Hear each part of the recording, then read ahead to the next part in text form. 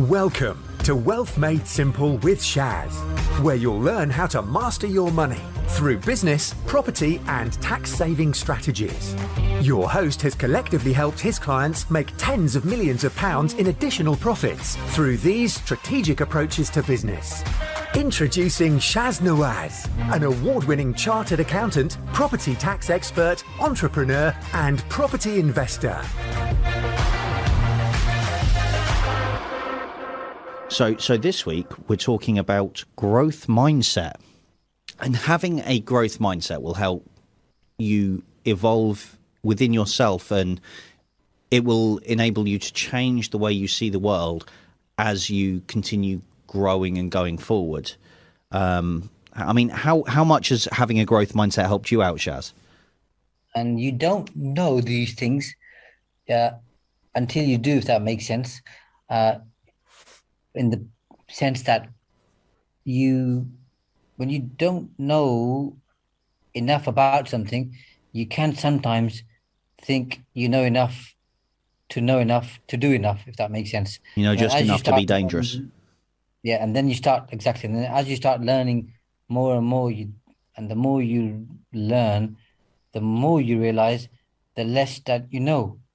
And through that transformation, metamorphosis, if I can call it that, you then start to see change. But the interesting thing, which is also a challenging thing, Kieran, is it doesn't happen overnight, and it doesn't happen after 3 months, 6 months, 9 months, 12 months. It takes more time than that. So it's not like, let's just say, and I'm obviously not qualified for this, as you know, where somebody's trying to lose weight, and let's say they're looking to lose 10 kgs or 10 pounds or whatever. They can track it on a daily, weekly, monthly basis and see some improvement. This is not how that works. How this works is you just keep soaking in information, and you implement it as much as you can. And then at some point, as cliche as it sounds, the penny drops and the rubber meets the road, and you start seeing change, development, improvement in all walks of life, by the way. And this isn't just to do with business, in terms of your communication, in terms of building rapport, relationships, networking. If you're talking about property, which we obviously always are, in terms of being able to talk to funders, to do deals, to negotiate, to personal relationships with your life partner, with your children, with your parents, with your family members, with your work colleagues, email communication. The whole thing improves, okay? But it takes time to get there and see the improvement. And most people don't have the perseverance and the patience, because they want to see results immediately. Now, I've read a book now. There should be some transformation, but it doesn't work like that.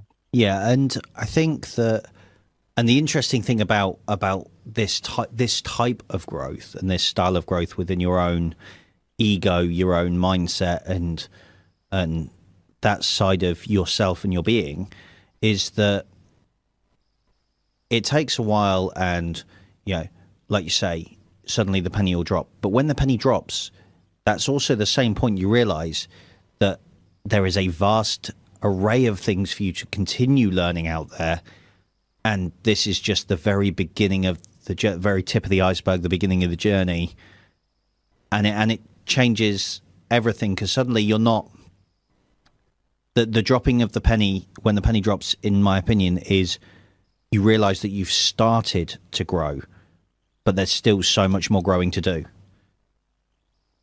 Yeah, absolutely. I mean, as you know, I'm in Pakistan right now. Sometimes really? When I'm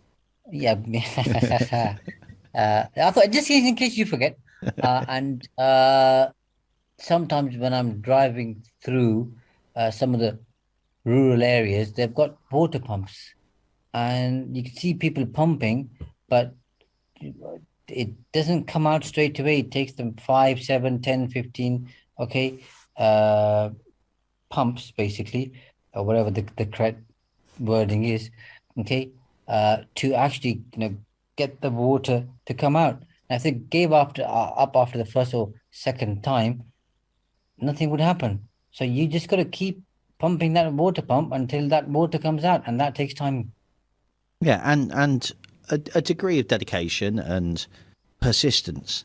The case. But as Lao Tzu said, a journey of 1,000 miles starts with a single step. So you just got to make a start and just get on with it. Yeah, very, very true. And in The Art of War by Sun Tzu, interesting fact about that book, actually, fantastic book. If you ever get a chance to read it, read it. It's not written by one person called Sun Tzu. Sun Tzu is the culmination of a number of different authors and writers that put their work into the book. Sorry to sidetrack there, but You just want to show us how clever you are, don't you, Kieran? no, it's not about. I'm not actually that clever. My brain clings on to random pieces of information, which makes me sound far smarter than I am. But I'm really not that smart. That I have a long, long way to go. I'm forever You hide growing. it well, don't you? You hide it very well. Years of experience. But the first stage in any conflict, and okay, the book's talking about conflict, but the theory applies, is that to be able to defeat anything, you must first defeat your own demons. You must first know yourself. You must first be able to control and have discipline of oneself before you can even consider going up against anyone else, anything else, doing anything else. And I think that's very relevant in terms of learning to grow, because you've got to look inwards to look outwards. Yeah, absolutely. And but I still haven't answered your question, by the way, in terms of how growth mindset has helped me, by the way. But We'll get around to it. I knew you'd get to we'll it. get around to it. Slowly but surely. Nothing beats dancing around the topic and not answering questions. I don't know where and how I learned that, Kieran, but I have somewhere in a past dark life. And, Behind closed, dark doors. yeah, exactly. Asim's got all that to look forward to. Exactly, and it's all going to come out at some point. And interesting, because I'm obviously talking on this particular platform about what you've just shared, is within Islam, when people talk about jihad, generally speaking, let's say, obviously living in England or the UK, generally, if you talk to anybody about jihad, people think jihad is about, some people carrying guns and knives and weapons and going killing other people. But the real jihad isn't that, Kieran. The real jihad is against yourself, which is exactly what you're just talking about there. It's okay, how can I improve myself? How can I overcome temptation? How can I stop the subconscious, taking over and feeding information into the conscious mind, and making me deviate and living life according to certain values and principles which I hold dear. So that fight, whatever we want to call it, jihad or whatever anybody calls it, is always against oneself. And that obviously fits hand in glove with having a growth mindset, because you win that fight by educating yourself and learning more about yourself, and also about how you can deal with the challenges one faces on a regular basis. Yeah, and I think it's also about being true to yourself and understanding the truth of yourself rather than hiding who you really are. I grew up in a time period where, oh, you're a nerd, you're a geek, Now, there was a lot of stigma attached to being a bit of a geek, being a bit of a nerd. You mean people called you a geek? Yeah, and there is a difference between nerd and geek for those listening, and the vast difference. So before we skip over that, so did they call you a nerd or a geek or both? I got called both. But so are you a geeky nerd or a nerdy geek? It depends on the subject. In some subjects, I'm a geek. I'm a comic book geek. I'm a cartoon geek. But I am a science nerd and technology nerd. But I can say that happily and proudly now. But growing up, I was afraid to admit a lot of that. And, some of it was societal. But I had to become comfortable with that myself before I could be comfortable with the world being uncomfortable with it. Because, yeah, and that's something that comes with growth, is that just understanding that just because you're comfortable with who you are, what you're doing, how you're doing it, the rest of the world might not be. And that's okay, because they've still got their growing to do, and it's their journey, not yours. You're not there to enforce their journey. You're not there to, dictate it to them. They've got to come to that realization on their own, and you've got to leave them to do it on their own time, on their own terms. As long as your journey is where your journey needs to be, then you're growing in and of yourself, because it's about you first, your growth, not how the world sees your growth. And interestingly, having obviously been in business a long time now, as you know, having done lots of business growth consultations, Kieran, what I find is that most people have been scarred at some point in their past, and that sticks with them, whether they've been bullied, called names, or other things have happened in their lives, that they unfortunately hold on to. So they build this defense mechanism around them, and at the same time are scarred by those experiences, where they're afraid to let go, and they're afraid to show that they are vulnerable, and that there's obviously mistrust in people, and then can't actually be who they are, because they're afraid, that they might go through the same experiences as an adult, which it did as a youngster or a teenager, and that takes a lot of courage to break away from that. Do you know what I mean? Yeah, absolutely, it does, and that's one of the nice things about learning to grow within yourself, is with growth, and it goes hand in hand with self-confidence, with awareness of self and awareness of others, and the ability to regulate. You can see where others are being, and you now have, because you have that self-awareness, you have that confidence.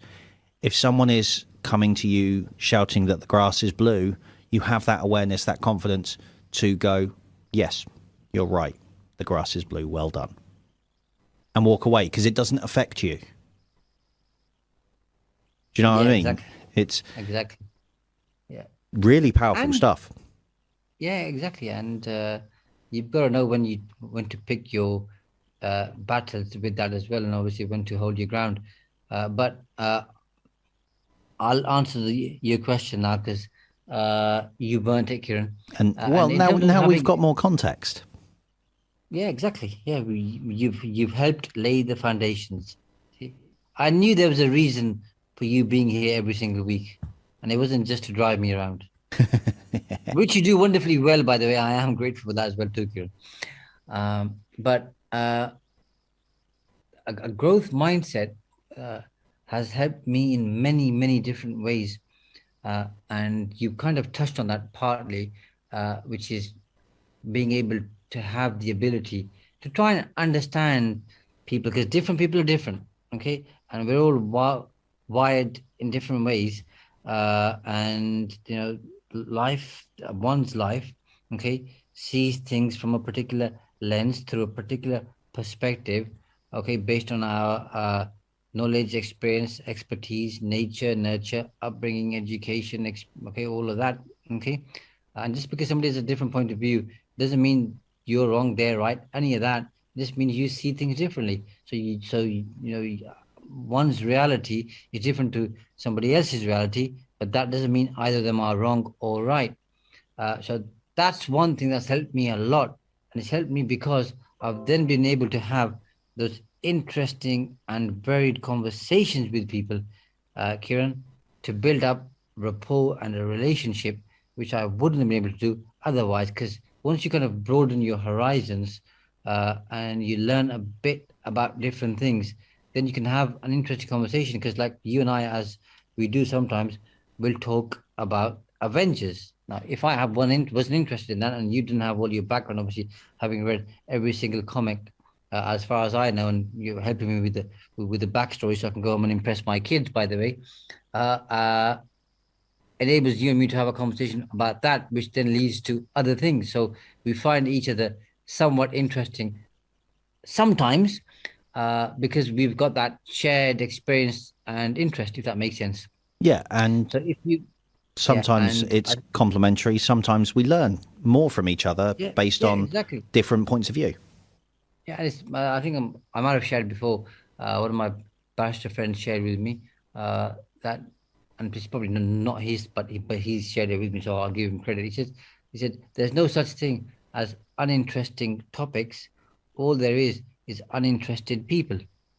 So everything's interesting. It's just it's interesting to somebody, but it might not be interesting to us. So if you learn about things which aren't directly related to your particular field. So for me, for example, as you know, it's not totally about accountancy or taxation or about property, but many other things. Then that helps you to become well-rounded, and you can become obviously a better communicator, and you can have better conversation. You can talk about different things to different people, because once you build that rapport, then you can talk about business or anything else, because most people don't want me to just jump in and talk about, oh, here's 64 ways you can make money from property.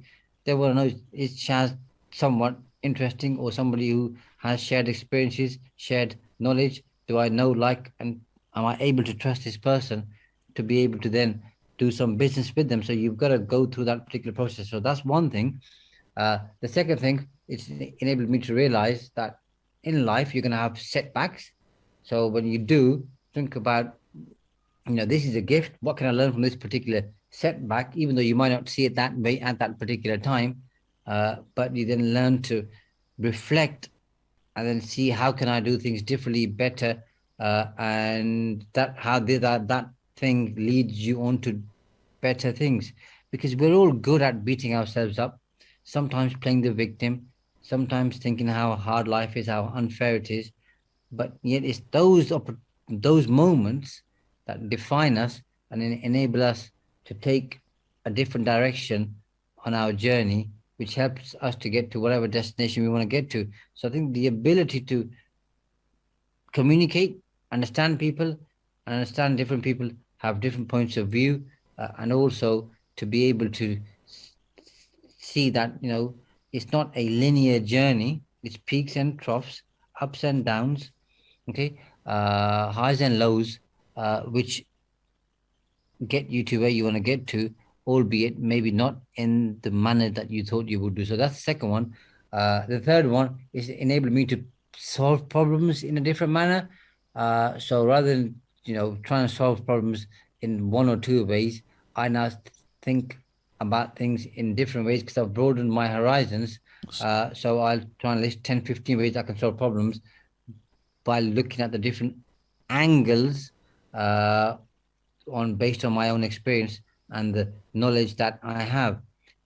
So for example, I'll see it from the point of view of an accountant, from the point of view of a tax person, a property investor, somebody who speaks on stage, somebody who's a writer, author, that type of stuff.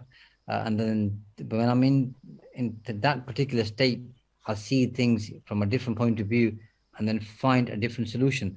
And I think the biggest one is knowing that I don't have all the answers, but if I'm able to ask the right questions, okay, I can get to the right answer. And the ability to be able to ask the right questions comes through thinking about things and thinking what you want to know, even though sometimes you don't know what to ask, but when you think about it, it comes to you. So those are some of the softer things. The harder things, okay, or the soft skills. The hard skills, obviously, have been the return on investment, building the property portfolio, scaling up the accountancy business, as you know, scaling up the children's day nursery business, starting and expanding the Pakistan business, which obviously you've been a huge part of, and you obviously understand that, and you know exactly where we're going with all that. the challenges that go with it. Yeah, exactly. And obviously being in a different country and everything else that comes with a different language, different style, different way of doing things. But again, that all again also broadens our horizon. So those are the kind of some of the tangible outcomes, but the softer skills really have been the more important things, which have led to the more tangible outcomes. Yeah, I mean, one of the things that being on this growth journey also, I'm going to say taught me, but encouraged me to do more of and allowed me the permission to do more of was when I said something, following through with it, because I had the confidence to do what I said I was going to do. And some people disagreed with my method. Some people disagreed with what I was going to do or my choices. And that's okay. I'm not here to please everyone. And I'm okay with that. I'm okay with people disagreeing with me. But that's not going to stop me doing what I set out to do or doing what I said I was going to do. And giving myself that permission to do that. Yeah, absolutely. And then that obviously comes with experience and also having the confidence in your own ability. But from your point of view, Kieran, if somebody wanted to develop a growth mindset, what are some of the things that you think they ought to be thinking about and doing? I think the first thing I would do if I wanted to start a growth mindset is find a subject you're interested in. And it can be anything from, comic books to computer games, maths problems, a little bit of science, chemistry, and anything in between. Spreadsheets, if you like spreadsheets, Shaz. I was thinking notes and crosses, by the way, but carry on. But it doesn't matter what you pick, but pick that subject, something that you enjoy, something that you're passionate about, and find more out about it. And that's how I would start, because now you're engaging with actively learning about a subject that you enjoy. And when you're actively learning about a subject you enjoy, you'll be encouraged to ask more questions because you want to get deeper into it, go further down the rabbit hole. And that will lead you off into different tangents about different things, about different ideas. But now your brain is you're wiring your brain into a learning model. And because you've done something you enjoy, you'll find that your brain and your mind starts seeking out more and more information about everything. And suddenly you'll be asking questions about, I quite like, astronomy and astrophysics as a, this is going to sound really bad, but when I'm bored, I like to watch videos on, astronomy, astrophysics, learning about black holes, learning about how the universe was created. That's my boredom watch. And I learned something. I find it really interesting. But years ago, I wouldn't have watched something like that because I wasn't necessarily, as far as I was concerned, space was what you needed for a good sci-fi. And that was about it. But because I had a love for sci-fi, I looked deeper into, some of the sci-fi ships, some of the sci-fi technology, some of it that we have now that we didn't have back then. When some of these, things like Star Trek, Star Wars was invented. There's a creator that I follow on YouTube who has put a lot of time and a lot of effort into creating a real world lightsaber, and the science behind it, and they go really deep into it. And so that became interesting. And then suddenly you're looking at the science of the technology within the sci-fi universe. And then you're looking at, okay, well, what other science is there that I can explore? And suddenly now I'm into the realm of actual science rather than science fiction. And it just grows and grows and grows from that one little seed. And you end up, boredom watching black hole theory and string theory as you go through your day. Thanks for listening to Wealth Made Simple. You can follow and contact Shaz on the Facebook pages Entrust Property Tax and The Profits Wizard. You can also find Shaz on LinkedIn, YouTube and Instagram. Alternatively, email him at shaz@aa-accountants.co.uk. Build your wealth by mastering money.